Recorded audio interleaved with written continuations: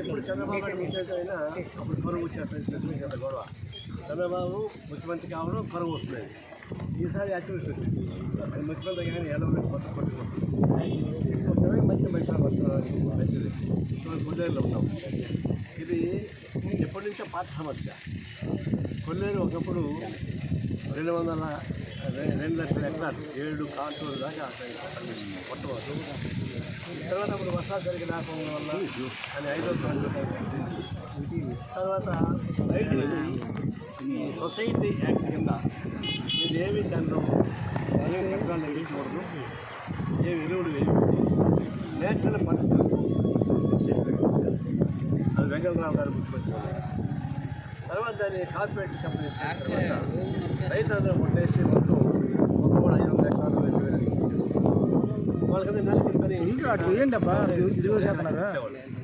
వాళ్ళు ఏం పని లేకుండా హాయిగా బతకచ్చు వాళ్ళు అనుకుంటారు. వీళ్ళు ₹1,00,00,000 ₹100,00,00,000 సంపాదించేవాళ్ళు చేశారు. దీనివల్ల ఏమైంది? ఇప్పుడు 5వ కాంటూరు దాకా కాస్త మొత్తం చెరువులు దూకుంటూ 3వ కాంటూరు దాకా వచ్చేసారు. అప్పుడు మేము పెద్ద ఎత్తున ఆందోళన చేశాం.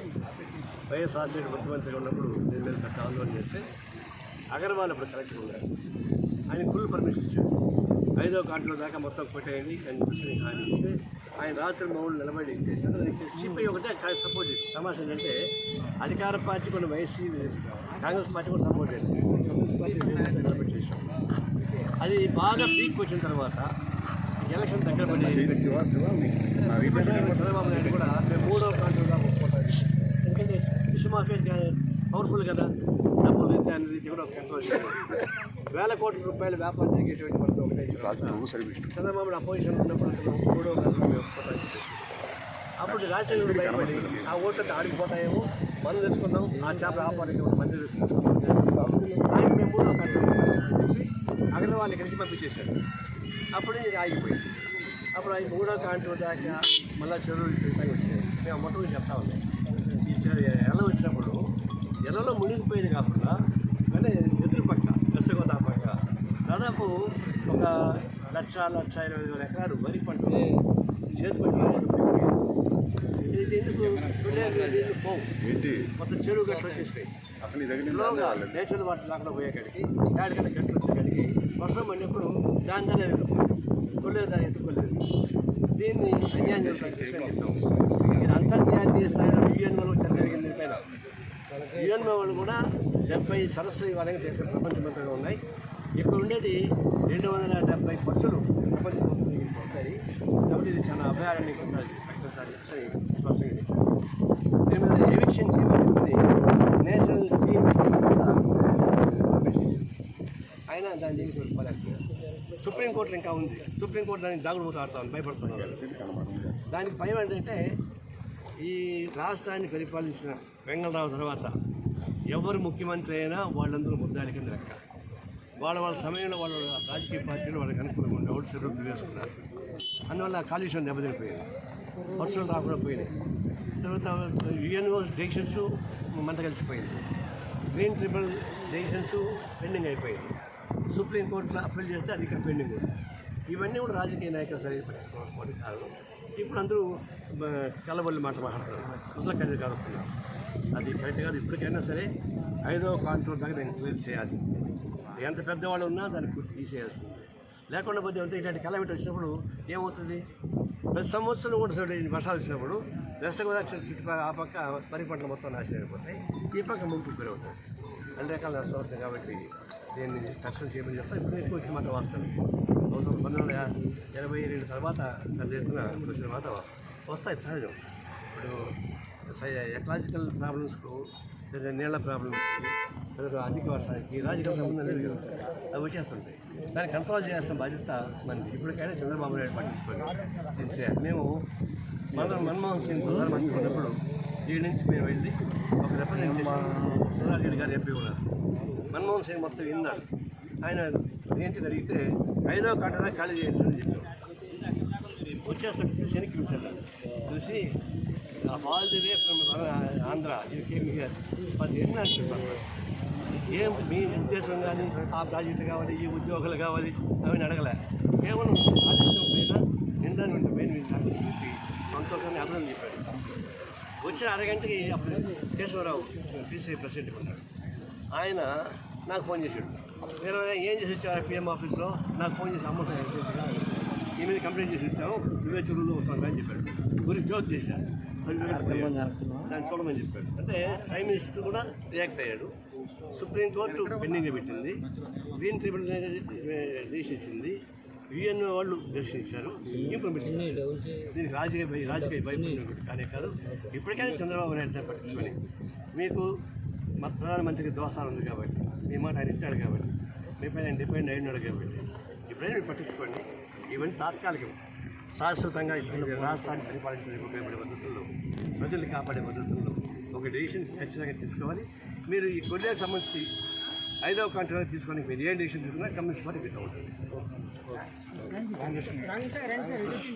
సిపిఐ నాయకత్వము, రైతు సంఘం నాయకత్వము, నారాయణ గారు, రావుల వెంకయ్య గారు, ముప్పాళ్ళ నాగేశ్వరరావు గారు, వనజ గారు, అదేవిధంగా 3 జిల్లాలు ఇక్కడ ఏలూరు జిల్లా, ఎన్టీఆర్ జిల్లా, కృష్ణా జిల్లాల పార్టీ కార్యదర్శులు అందరం కూడా ఇదే కొల్లేరు నుంచి బుడమేరు వరకు కూడా పర్యటన చేస్తా ఉన్నాం. ఈరోజు ముఖ్యంగా మొన్న రాష్ట్రంలో ఉన్న 26 జిల్లాల్లో 7 జిల్లాలు అతలాకుతలం అయిపోయినాయి. ఆ 7 జిల్లాల్లో మన ఏలూరు జిల్లా, వెస్ట్ గోదావరి జిల్లా, ఎన్టీఆర్ జిల్లా, కృష్ణా జిల్లా, పల్నాడు జిల్లా, గుంటూరు జిల్లా, బాపట్ల, ఈ 7 జిల్లాలు కూడా పూర్తి స్థాయిలో అతలాకుతలమైపోయినాయి. ఈ సందర్భంలో మేము స్పష్టంగా చెప్తున్నది ఏమంటే, బుడమేరు అనేది టోటల్గా ఆక్రమణకు గురైంది కాబట్టి ఆ వాటర్ అంతా కూడా కొల్లేరు చేరలేకపోయింది. కొల్లేరులోకి వస్తామంటే కూడా ఇది కొల్లేరులో కూడా ఆక్రమణలు ఉన్నాయి. ఇంతకుముందు నారాయణ గారు చెప్పినట్లుగా అది ఏదైతే 5వ కాంటూర్ వరకు అయితే ఉందో, ఆ 5వ కాంటూర్ వరకు దీన్ని కాపాడాల్సిన బాధ్యత ప్రభుత్వం పైన ఉంది. ప్రభుత్వం ఆపేయడం కాబట్టి ఇవాళ మేము స్పష్టంగా చంద్రబాబు నాయుడు గారికి చెప్తా ఉన్నాం, ఇది చంద్రబాబు నాయుడు గారికి ఒక ఛాలెంజ్ గా తీసుకోవాలని కోరుతాం. ఎందుకంటే అక్కడ బుడమేరు ఆక్రమణ చేశారు, విజయవాడ నష్టపోయింది. కొల్లేరు ఆక్రమణ చేశారు కాబట్టి వందల వేల ఎకరాల్లో భూములన్నీ కూడా, పంటలన్నీ కూడా నాశనమైంది. కాబట్టి అంటే కొల్లేరును కాపాడాలి, బుడమేరు కాపాడాలి. ఆ రకంగా ఏదైతే గతంలో 1999లో జీవో నంబర్ 120 ప్రకారం 77,138 ఎకరాలు ఉందని చెప్పారు. దాన్ని అంతా కూడా కొల్లేరు వన్యప్రాణి అభయారణ్యం కింద కాపాడాల్సిన బాధ్యత ఈ ప్రభుత్వం పైన ఉంది. చంద్రబాబు నాయుడు గారు ఛాలెంజ్ చేసి చెప్తా ఉన్నాం, నీవు ఆ బాధ్యత తీసుకోవాలి ముఖ్యమంత్రిగా అని చెప్తా ఉన్నాం. కాబట్టి మేము ఈరోజు వచ్చి వదిలిపెట్టుకోవాలని మేము అనుకోవడంలే. దీని తర్వాత వెంటనే ముఖ్యమంత్రి గారు కూడా కలుస్తాం. ఆ తర్వాత ఢిల్లీకి వెళ్ళి కేంద్ర ప్రభుత్వం దృష్టికి కూడా తీసుకొని వస్తాం. అంతేకాదు ఇవాళ అంతర్జాతీయంగా కూడా ఐక్యరాజ్య సమితి పరిధిలో కూడా ఈ అంశం ఉన్నందువల్ల ఐక్యరాజ్య సమితి కూడా ఇక్కడ జరుగుతున్న అక్రమాలు, దౌర్జన్యాలు, మరో మాటలు చెప్పాలంటే ఆక్రమణల పైన ఖచ్చితంగా వారికి కూడా కంప్లైంట్ చేస్తాం. ఎందుకంటే మన భారతదేశ ప్రభుత్వమే స్పష్టంగా చెప్పింది దీన్ని కాపాడుతామని. కానీ ఇవాళ కాపాడడంలే, దీనంతా వదిలిపెట్టారు. ఇవాళ పర్యావరణం అంతా కూడా దెబ్బతింటా ఉంది. ఎవరైతే వేల కోట్ల రూపాయలు ఇవాళ చేపల చెరువుల ద్వారా, రొయ్యల చెరువుల ద్వారా కొల్లగొడతా ఉన్నారో వాళ్ళతో రాజకీయ నాయకులు కుమ్మక్కై వీళ్ళందరూ కూడా కలిసి దోచుకుంటా ఉన్నారు. ఎవరు అధికారంలో ఉన్నా కూడా ఈ దోపిడీ మాత్రం ఆగడం లేదు. కాబట్టి ఈ దోపిడీ ఆపాలి, ఈ అభయారణ్యాన్ని కాపాడాలి, కొల్లేరు నుంచి బుడమేరు వరకు ఆక్రమణలన్నీ కూడా తొలగించాలి. అంతవరకు కూడా ఈ ప్రభుత్వం పోరాటం పూనుకుంటా ఉన్నాం. వెంటనే మేము ముఖ్యమంత్రి చంద్రబాబు నాయుడు గారిని కూడా కలిసి ఈ వివరాలన్నీ కూడా ఆయనకు తెలియజేస్తా ఉన్నాం. చెప్పండి. ఓకేనా? మీడియా మిత్రులకి నమస్కారం. కొల్లేరు ప్రపంచవ్యాప్త గుర్తింపు కలిగినటువంటి ఒక అద్భుతమైనటువంటి సరస్సు. జాతీయ స్థాయిలో కొన్ని వందల దేశాల నుండి వచ్చేటువంటి పక్షులకి నిలయంగా, అభయారణ్యంగా ప్రసిద్ధిగాంచిన కొల్లేరు ఆక్రమణల కారణంగా ప్రతి సంవత్సరము కుంచుకుపోతూ ఉంది.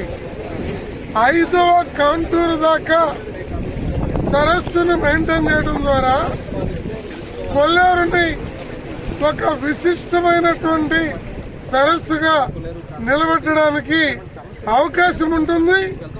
వివిధ జాతుల పక్షులకి కేంద్రంగా ఉంటుంది.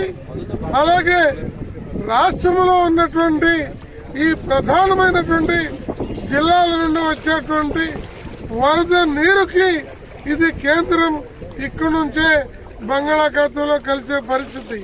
అయితే కొల్లేరు ఆక్రమణల కారణంగా ప్రతి సంవత్సరం వేల కోట్ల పంటలు నష్టపోతున్నటువంటి పరిస్థితిని చూస్తున్నాం. ప్రభుత్వాలు ఏదైనా ఏ ప్రభుత్వం అధికారంలో ఉన్నా ఫిష్ మాఫియా యొక్క ప్రభావం ఆ ప్రభుత్వాల మీద ఉంటుంది. దాని కారణంగా కొల్లేరు సదస్సుకి ముంపు ఏర్పడుతుంది. అందువల్ల కొల్లేరుని పరిరక్షించడానికి చంద్రబాబు నాయుడు గారి ప్రభుత్వం అలాగే ఢిల్లీలో ఉన్నటువంటి ఎన్డీఏ ప్రభుత్వం రెండు కూడా కేంద్రీకరించాలి. ఇలాంటి ఉపద్రవాలు రాకుండా కాపాడాలి. పంట నష్టము, ఆస్తి నష్టము, ప్రాణ నష్టము జరగకుండా ఉండాలంటే కొల్లేరు నుంచి బుడమేరు దాకా సుమారు ఈ ప్రాంతంలో ఉన్న ఒక 60-70 వాగులు అవన్నీ కూడా పూడిపోయి ఉన్నాయి.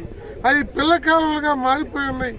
ఆ వాగులు పూడిపోవడం మూలంగానే ఈ పశ్చిమ గోదావరి కానీ, కృష్ణ కానీ, లేకపోతే ఎన్టీఆర్ కానీ ఈ జిల్లాలన్నీ కూడా పంట నష్టం జరుగుతుంది. వీటి మీద సత్వరం జాగ్రత్తలు తీసుకోవాలని, డ్రైనేజీకి కావాల్సిన నిధులు ఇచ్చి జాగ్రత్త చేయాలని ఈ సందర్భంగా మేము కోరుతున్నాం. ఈరోజు సిపిఐ పార్టీ జాతీయ కార్యదర్శి నారాయణ గారు, రామకృష్ణ గారు, వెంకయ్య గారు